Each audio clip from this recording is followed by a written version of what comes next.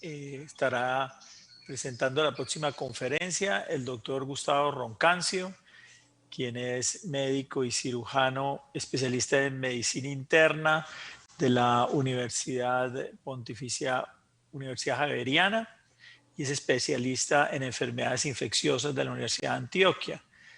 El doctor Roncancio es docente de la Universidad de Antioquia y profesor de la Escuela de Ciencias de la Salud de la Universidad Pontificia Bolivariana.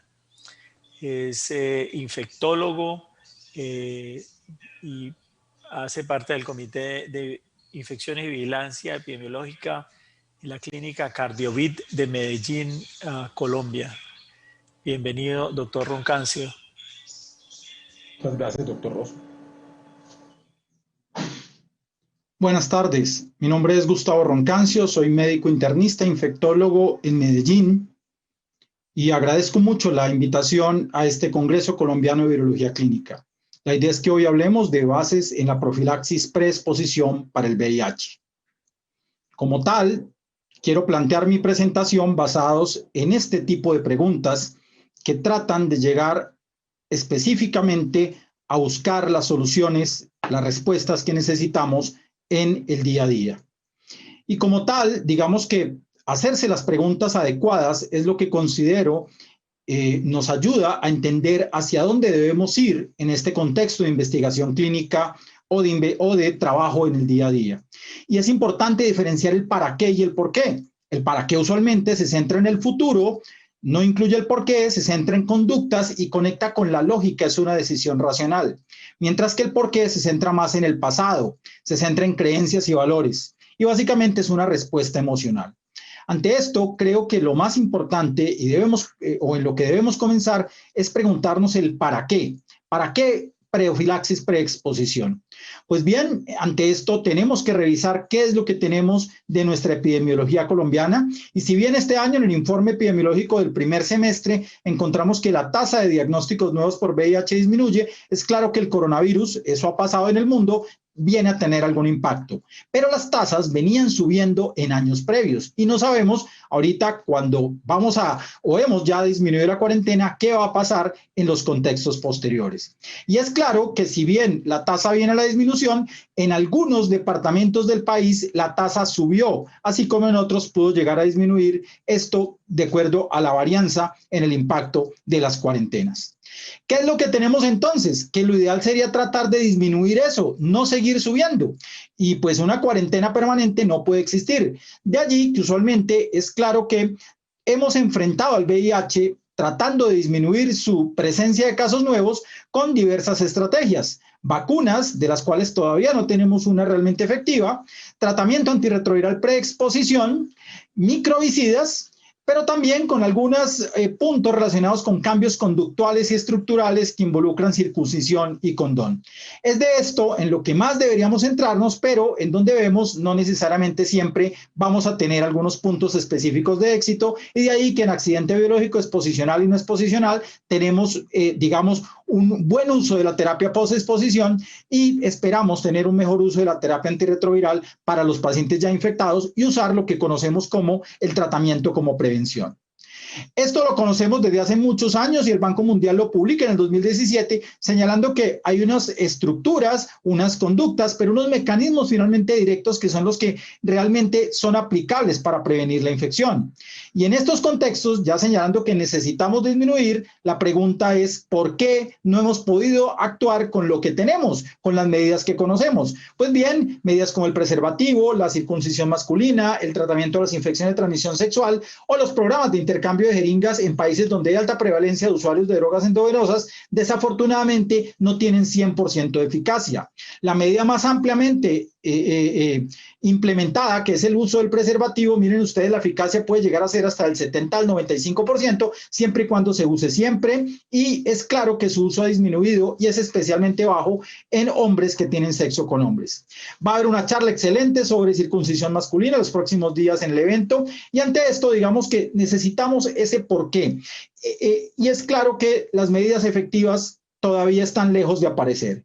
Y cuando evaluamos entonces qué otras medidas podemos usar, pues es claro que el uso de tratamiento antirretroviral temprano tiene impacto y eso se ha demostrado, pero la profilaxis preexposición podría llegar a tener un impacto mucho más notorio sobre la disminución de casos nuevos para VIH. Pero esto no solo depende de que un país tenga o no esto, depende de muchos contextos adicionales que queremos evaluar. Hemos avanzado mucho, no sé si conocen a este señor, probablemente sí, Anthony Fauci, demasiado famoso en estos días. Es claro que Anthony Fauci en CROI del 2019 señaló que la idea era reducir en 75% las nuevas infecciones en 5 años y 90% en 10 años. Y ante esto las estrategias eran el tratamiento como prevención, pero también la profilaxis preexposición como una medida que nos acompañe y nos siga en el tiempo para tratar de impactar en esto que es VIH. Entonces, ¿cómo hacerlo? Pues bien, todo inicia hacia el año 2000, cuando en macacos, a través de un modelo animal de exposición intravaginal a VIH, se empezó a determinar si la aplicación intravaginal de antirretrovirales podía llegar a disminuir el impacto real de infección. Y se vio que justamente en este modelo, cuando se aplicaba ese antirretroviral tópicamente en vagina, la presencia de carga viral y la presencia tanto en el tejido cervical de los macacos como también en plasma, la presencia de carga viral era menor.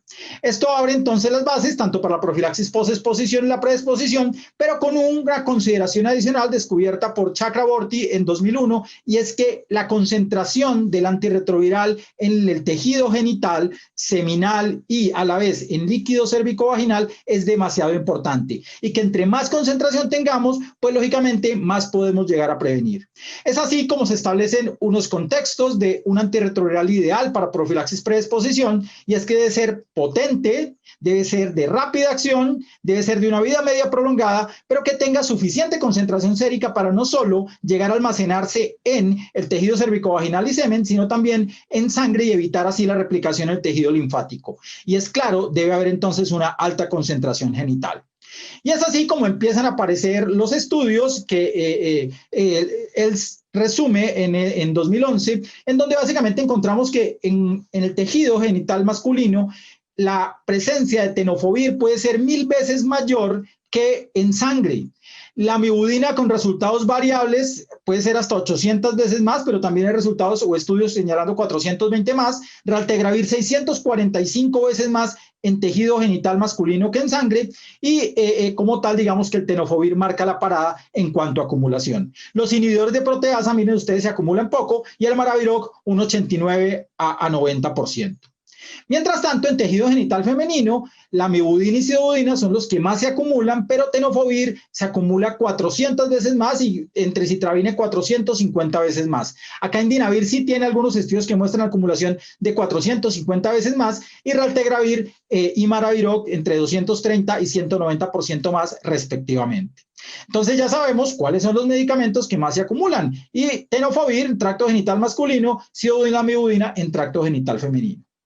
Personalmente creo que, y esto lo hemos aprendido, hay que evaluar las intervenciones clínicas desde 3 puntos de vista. Eficacia, la eficacia es si funciona, y para esto es que hacemos los estudios clínicos y los ensayos controlados, pero en la vida real tenemos que ver si son eficientes y si funcionan de verdad bajo condiciones no controladas. Y finalmente hay que ser efectivos y tratar de ver si con condiciones no controladas en realidad se contribuye a obtener el máximo beneficio con los recursos disponibles, porque esto no deja de tener costo adicional sobre las políticas específicas. Entonces, cuando vamos a ver eficacia, pues esta es la cantidad de estudios clínicos que pueden haber existido en los últimos años al respecto. Creo que aquí me faltó solo el de Bangkok, y quiero empezar con el IPREX, un estudio publicado en England Journal of Medicine, 2.500 hombres que tienen sexo con hombres, que básicamente han tenido 18 compañeros sexuales en los últimos 3 meses previos en 9 ciudades del mundo, y de ellas varias latinoamericanas, y básicamente se encontró una disminución en promedio del 44% del riesgo o de los casos nuevos de VIH, con los intervalos de confianza que iban entre el 60 y el 12%.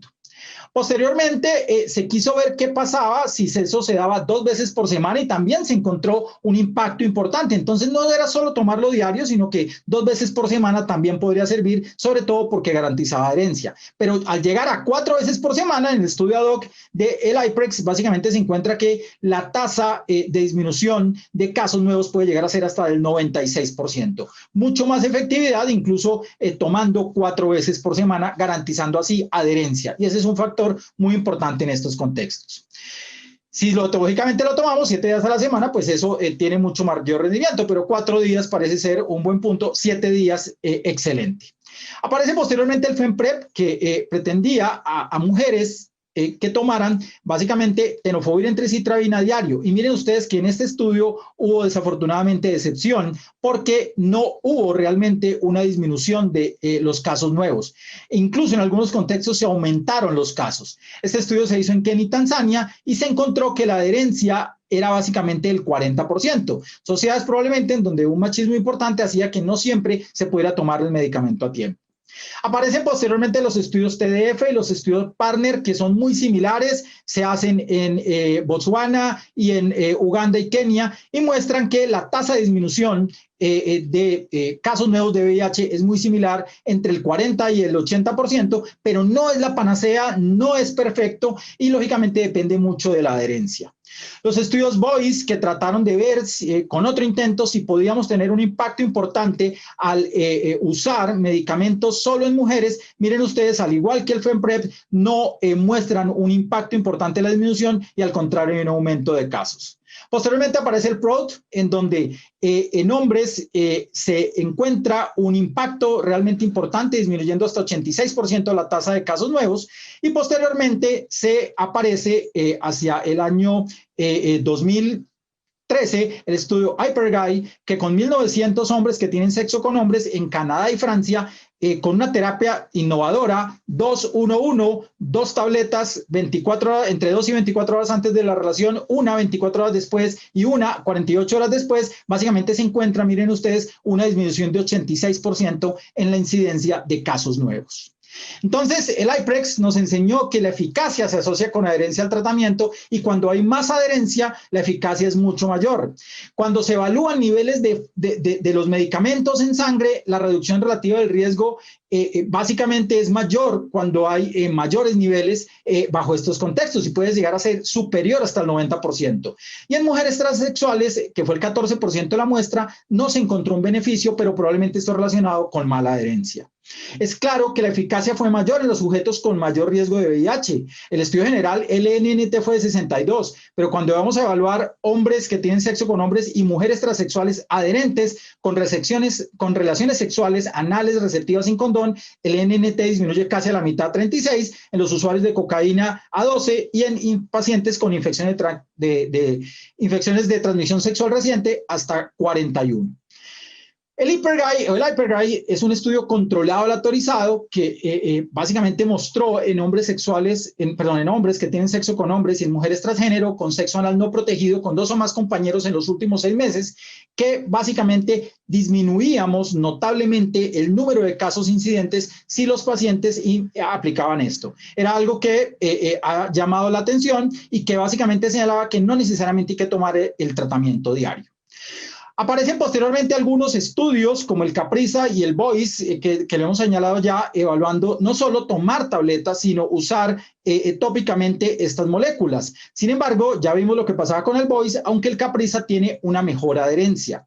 Y es así como se planteó que la eficacia era menor con el PrEP tópico que con el oral. Pero después los estudios o los análisis posteriores en esto que llamamos el PrEP 1.0 nos muestran que en realidad la eficiencia va a depender en la vida real de la adherencia. Y aquí ya hablamos no solo de los estudios clínicos, sino de que cuánta gente se toma en realidad la medicación al día. Y cuando miren ustedes los estudios Partners, la adherencia era por encima del 75-67%, y vamos a tener mucha mayor eficiencia de la medicación. Mientras en los BOIS, donde teníamos menos adherencia, pues íbamos a tener mucha menos eficiencia. En la vida real han aparecido entonces varios estudios que son estudios observacionales, no aleatorizados controlados, como el IPREX-OLE, donde en hombres que tienen sexo con hombres se trató de efectivamente ver si tomar el medicamento con entricitrabina y tenofovir podía servir, y se encuentran cero conversiones con niveles, cuando hay niveles protectores, pero estos solo están en el 33% de las visitas dentro de los estudios. El Partners PrEP-OLE, que muestra otro estudio observacional de etiqueta abierta, donde en parejas discordantes heterosexuales una reducción del 96% de los casos nuevos, y fue de 85% de la muestra aleatoria.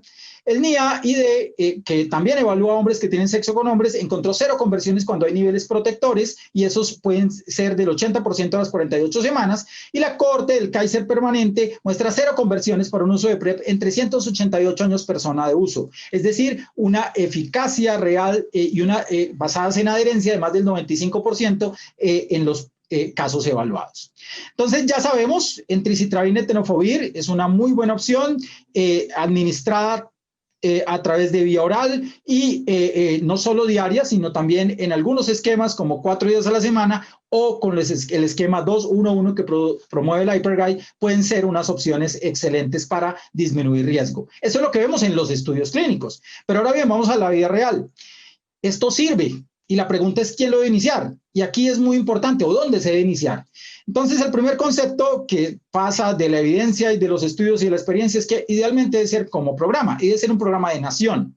Pero no son los infectólogos y los expertos en VIH deben ser quienes manejen esto. Los médicos de atención primaria idealmente deben tratar de liberar algo el estigma que tienen, deben familiarizar, son muy familiares con las condiciones del paciente, tienen más relaciones, de ahí que son los que deben explorar la salud sexual y determinar quién puede llegar a ser candidato para esto que sabemos que actúa. Mientras tanto, en conjunto con infectólogos y expertos en VIH que saben de ITS, que saben de VIH y que dominan la medicación antirretroviral, básicamente pueden llegar a tener un mejor impacto y una mayor adherencia dentro de los pacientes. Quiero señalar esto que nos contaron en el Encuentro Nacional de Investigaciones en Enfermedades Infecciosas en relación con el estudio PrEP-COL, en donde básicamente se trató de ver qué pasaba con los médicos de atención primaria en relación con los conocimientos en PrEP, y se encontró que en menos del 50% de los casos había un conocimiento adecuado. Esto tiene que mejorar claramente para que podamos tener una alternativa adecuada. Y es importante porque antes del PrEP, antes de prescribir una medicación, es importante saber que la salud sexual y el tomar este tipo de medicamentos debe dejar de verse como un estigma. El estigma probablemente es el principal enemigo de estas medidas, porque si el médico o el trabajador de salud va a juzgar a ese paciente que viene pidiendo PrEP o que podría requerirlo, pues básicamente vamos a tener un fracaso dentro de toda la relación médico-paciente, y es claro que los tratamientos no se van a iniciar. En el paciente, liberarse de ese estigma tomando PrEP puede disminuir su ansiedad, mejorar su intimidad, su salud sexual y mejorar comunicación, honestidad y verdad. Y esto es algo que también se vio se está viendo en el estudio PrEP-COL.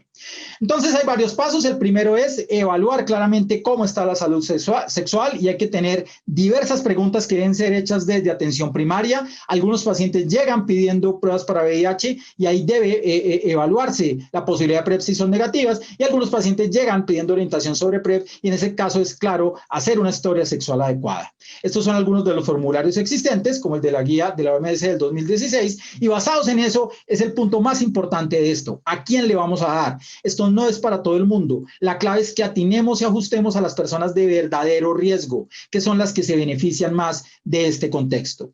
Y vemos que hay diferentes guías en el mundo. Vamos a citar la americana del CDC de 2017, que señala que está recomendado en usuarios de drogas endovenosas con un compañero con el que comparte jeringas, que tiene VIH, o con otro que comparta los dispositivos de inyección, y hombres que tienen sexo con hombres, hombres y mujeres heterosexuales, pero con prácticas de riesgo, que son una pareja sexual VIH positiva, usualmente los primeros 6 meses de tratamiento cuando son detectables.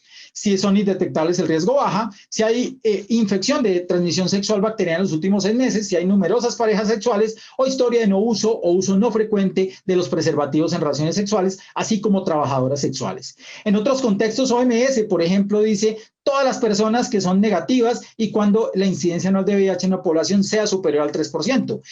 La Sociedad Internacional de Infecciones señala que esto podría ser del 2% inclusive.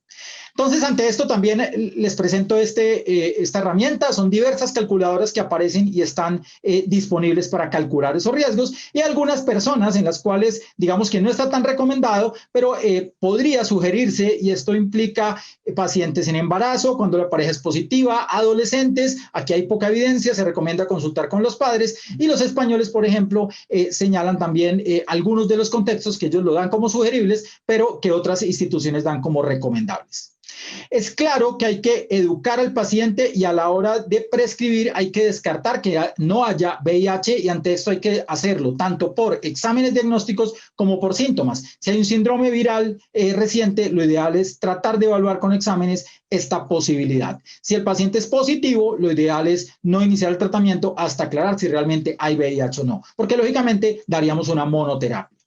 Estos son los exámenes que están incluidos en muchos protocolos. Este es el protocolo americano, que dice que de base tenemos que tener una prueba de VIH, evaluar síntomas gastrointestinales, tamizar para hepatitis A, B y C, así como para infecciones de transmisión sexual bacteriana, evaluar creatinina, prueba de embarazo en mujeres, y evaluar efectos adversos y adherencia, o educar en estos contextos y dar consejería para reducción de riesgo. Cada 3 meses es importante evaluar para VIH, evaluar para prueba de embarazo en mujeres en edad fértil y evaluar efectos adversos de adherencia, y seguir dando consejería sexual. Y finalmente, entonces, cada 6 meses, creatinina sérica y tamización para infecciones de transmisión sexual. Al inicio se recomienda que la primera visita, la creatinina se mida a los 3 primeros meses. Hay que vacunar para hepatitis B si los resultados de anticuerpos son negativos, y se sugiere también, incluso si son asintomáticos, tamizar para infecciones de transmisión sexual. Ante esto, quiero presentar esta nueva evidencia que aparece este año, que es el estudio Discover, en donde no solo tenofovir entricitrabina y tenofovir disoproxil puede ser una alternativa, sino se evalúa el uso de tenofovir alafenamida en PrEP. Y lo que se encuentra es llamativo, porque a pesar de que el estudio cumple la no inferioridad, se nota que hay unos menores efectos adversos, e incluso una tasa de incidencia que puede llegar a ser digamos, equiparable bajo este contexto. Entonces, tenofovir alafenamida con entricitrabina también probablemente solo está aprobado o recomendado por la guía de la IAS, pero todavía no tiene una aprobación CDC, puede ser una de las terapias a tener en cuenta para el futuro. Esto es una sola tableta al día. Al principio se da 1 mes de prescripción, luego se hacen cada 90 días, hay que advertir de los efectos, y vamos a ver qué pasa con la evidencia en torno a las mejores selecciones. Un punto muy importante: si el paciente tiene problemas de absorción, si ha tenido un slip gástrico, si ha tenido enfermedad celíaca, podría llegar a tener menores niveles de tenofovir, y aquí sería importante medirlos o usar otros esquemas, o no usar PrEP ante el riesgo de emerger resistencia, o de que el paciente crea que esto va a funcionar y en realidad tengamos concentraciones subséricas. Es importante entonces evaluar función renal, evaluar masa ósea y también evaluar infecciones de transmisión sexual. Esto es lo que propone la guía americana, y no solo sífilis, que es lo que tenemos a la mano, sino también, idealmente, con PCR, evaluar otras posibles infecciones como clamidia y gonorrea. Esto ya está disponible en Colombia, aunque lógicamente es costoso y no es fácilmente implementable. Aquí quiero recomendar esta página, que tiene una aplicación excelente que invito a consultar y revisar, y es claro que tenemos que hablar mucho con el paciente. La aplicación es de la OMS y tiene una parte para trabajadores de salud, pero otra también para pacientes, en donde podemos tener todas las consideraciones específicas que se rigen para PrEP. Pero aquí es importante entonces también el seguimiento, y hay que también preguntarse si de pronto vale la pena suspender estas terapias. Entonces, al menos cada 12 meses hay que reevaluar las conductas de riesgo del paciente y la necesidad de continuar. Si el paciente ya no tiene las conductas de riesgo, pues probablemente podríamos llegar a parar la terapia, o al contrario, tratar de compensarla. ¿Qué ha pasado con coronavirus, por ejemplo? 90% de los hombres que tienen sexo con hombres en Australia tuvieron menos relaciones sexuales, y 40% paró la terapia PrEP. Y esto pues hace pensar si de pronto debemos cambiar la estrategia y mejor darlo a demanda, como lo recomiendan algunas asociaciones. Entonces, ya sabemos, iniciamos. Para mí es importante que se maneje esto dentro del programa con trabajo social, psicología y toxicología. Si no hay VIH agudo, debemos estar muy pendientes, pero si llega a aparecer una prueba para VIH agudo, idealmente debe tratarse inmediatamente como VIH, tener un tratamiento combinado ya no monoterapia, idealmente genotipo, es lo que se recomienda en estos contextos. Hay que evaluar periódicamente entonces hepatitis B, embarazo e infección de transmisión sexual, y echarle mucho ojo al riñón por el componente del tenofovir. Es importante siempre en cada consulta evaluar consideraciones clínicas, efectos adversos y los seguimientos, no perderlos. Ante esto, entonces, continuo todos los días, episódico, cuando haya el riesgo de relación o a demanda, 211, pueden ser muchas alternativas, pero básicamente lo que se recomienda en esta última demanda demasiado atractiva por relacionarse con el momento de la relación es que acuérdese que tiene más efecto o estudios en hombres que tienen sexo con hombres y que tienen relaciones sexuales infrecuentes, pero que puedan planear al menos 2 horas antes la toma del medicamento, antes de la relación sexual. En mujeres transgénero o mujeres cis no hay estudios, o hombres transgénero que tienen relaciones sexuales vaginales, o hombres que tienen relaciones sexuales con mujeres, o en hepatitis B no hay todavía claridad y por eso no se prefiere usarlos en este tipo de poblaciones.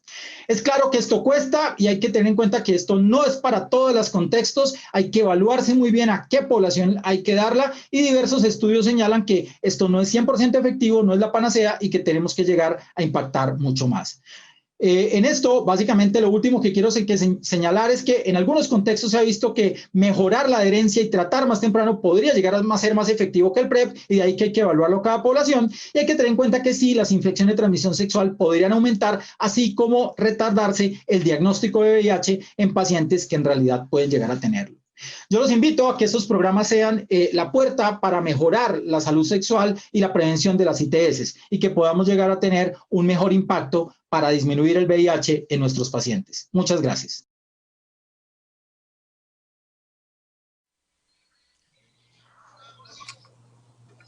Ok, muchas gracias, doctor Gustavo, por esta excelente conferencia.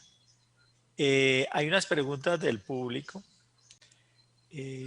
La primera está relacionada con eventos adversos del PrEP. Y la segunda pregunta es relacionada con esquemas de administración diaria o bajo otros esquemas diferentes.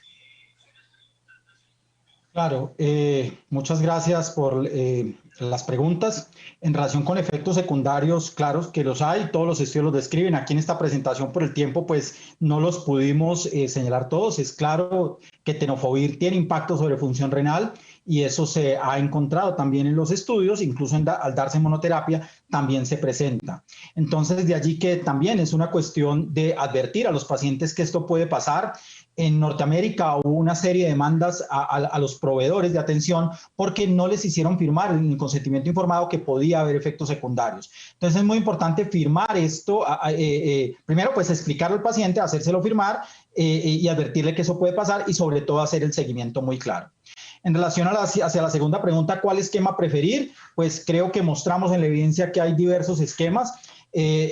Llamativamente el HyperGuide mostró que si el medicamento se tomaba a demanda podía tener una muy buena tasa de disminución de eventos, pero también el HyperX nos mostró que tomándola 4 días a la semana la tasa efectiva podía ser el 76%, pero que si se tomaba 7 días podía ser hasta el 98-99%. Digamos que esto se ajusta a cada paciente, pero incluso en estas épocas de coronavirus algunos estudios y algunas experiencias han mostrado intercambiabilidad. Mostraba la experiencia de Australia en donde mucha gente o muchas personas abandonaron los esquemas diarios y se pasaron a esquemas a demanda. Y al parecer esto no tiene mucho impacto en relación con disminución del éxito de esta intervención. Sí, definitivamente la estrategia PrEP tendrá que irse ampliando. ¿Sí? Hay una pregunta respecto a cómo se puede mejorar la implementación, dado que al no ser un tratamiento que está incorporado pues al plan básico de salud y al, digamos, tener problemas en términos de aprobaciones de INVIMA, cómo pudiesen mejorarse las implementaciones ya pues en la vida real de PrEP. Sí, en la vida real en PrEP hay muchas experiencias en países africanos y creo que Brasil también tiene una muy buena experiencia en relación hacia esto y probablemente sea copiarlas o adaptarlas. En esos contextos es claro que necesitamos una guía colombiana hecha por expertos que diga que en realidad puede usarse o no, pero también un muy buen análisis farmacoeconómico que señale que esta puede ser una estrategia válida en el país. De ahí debe haber también lógicamente la aprobación INVIMA para tenerlo y probablemente con eso idealmente se establezca esto. Yo lo prefiero así dentro de un programa, que así como manejamos a los pacientes VIH en un programa, también creo que los pacientes en PrEP deben manejarse en un programa. Una muy buena iniciativa es lo que se está haciendo en algunas partes de Colombia con el programa PrEPCol, financiado dentro de, se me acaba de olvidar quién lo financia, creo que es USAID, en donde se está viendo eso en un programa piloto para tratar de evaluar todos esos puntos. Tenemos que esperar que ellos nos muestren algunos resultados, ya nos mostraron algo en el Encuentro Colombiano de Enfermedades Infecciosas, pero lógicamente ellos están en este trabajo y la idea es que podamos tomar la mejor decisión con respecto a nuestros pacientes. En la actualidad, como lo señalan, esto no está y algunos pacientes lo piden, algunos pacientes vienen, pero creo que, como lo mencioné en la presentación, este es el mejor punto para que podamos mejorar la salud sexual de nuestras personas, dejar de que esto sea un tabú y tratar justo de evitar más diagnósticos positivos de VIH. Es una alternativa más que se ofrece. Una muy buena noticia es que las convocatorias de las guías nacionales de VIH que se empezaron ya a desarrollar, este va a ser un tema que se va a tocar y se va a evaluar cómo se va a implementar. Sí, es de tal importancia la implementación de PrEP que para los estudios que vienen de las vacunas de VIH, por ejemplo, el estudio mosaico de la vacuna vectorial de adenovirus, el grupo control no es placebo, es PrEP, ¿sí? Y esto, digamos, denota la importancia de que en los futuros estudios de prevención no podamos, digamos, olvidarnos de estas estrategias como el PrEP. Bueno, doctor Roncancio, muchísimas gracias por tu presentación. Muchas gracias a los asistentes, gracias José Fernando y seguimos acá en el Congreso. Muchas gracias a todos. Muy amables, muchas gracias. A todos.